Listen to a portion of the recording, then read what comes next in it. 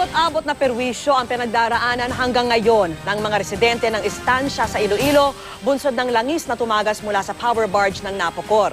Sumadsad sa Pampang ang power barge na yan noong pananalasa ng superbagyong Yolanda. At nakatutok si Jessica Soho.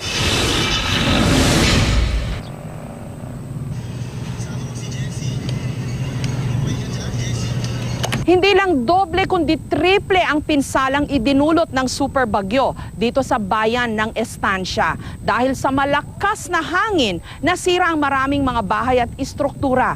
Nasira rin ang mga kagubatan at mga pananim. At dahil sa oil spill bunsod ng bagyo, nasira rin ang kabuhayan ng mga mangingisda. Mayaman pa naman ang karagatan ng Estancia. Noong kasagsagan ng super bagyo, sumadsad ang power barge ng Napocor sa Pampang. Tumama ito sa batuhan kaya tumagas ang langis sa dagat at sa dalampasigan. Marami na ngang nawasak ang bagyo na mga bahay at istruktura, pati kabuhayan ng mga mangingisda apektado ngayon. Hirap nga ang sitwasyon namin dito po ngayon eh. Ano pa yung bahay nyo? Naamoy nyo na yung langis? Opo.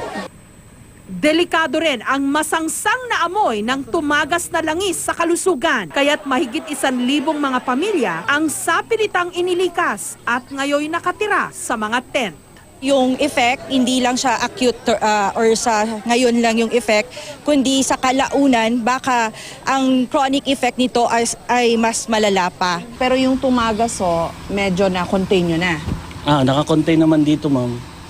Dito tayo nakapag-contain, ma'am. Maraming oil dito. Dito kasi wala naman dito mga oil spill boom tayo na dispatch. Nag-impact na siya sa shoreline. So more on recovery na rin tayo ng mga solid debris on the shoreline. Hindi na ho yan kakalat po, sir?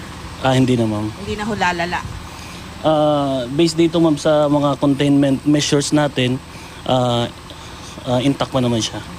Jessica Soho, nakatutok, 24 oras.